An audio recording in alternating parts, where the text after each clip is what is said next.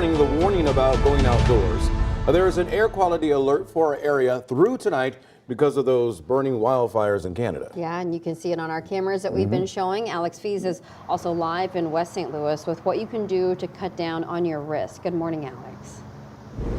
Michelle and Rennie, good morning. As you can see behind me, the air quality indicator over the eastbound lanes of I-64 here at the Science Center reads unhealthy for sensitive groups. This is all due to those wildfires in Canada. They are far away, but they continue to impact us. Smoke levels here in St. Louis are expected to be highest early this morning. Here is what it looked like overnight in the St. Louis area. That is haze from the smoke, not fog. That means air quality is in the red unhealthy zone here in the middle of America. On the map, you can see much of the country north and east of St. Louis is in the red zone. The smoke is moving southeast from the Great Lakes into the St. Louis area. An air quality alert is in effect for the metro St. Louis area and all of Illinois through late tonight. As a result, everyone should take steps to avoid exposure outside. Exposure can cause coughing, trouble breathing, asthma attacks, and irritation in the eyes and the sinuses.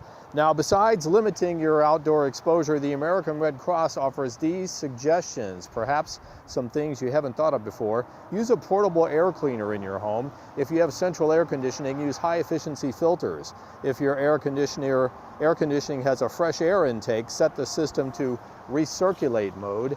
And in your car, set the air conditioning to recirculate. That will also help.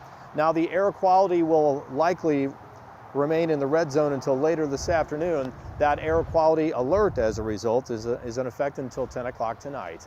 Live this morning near Forest Park, Alex Fees, 5 on your side.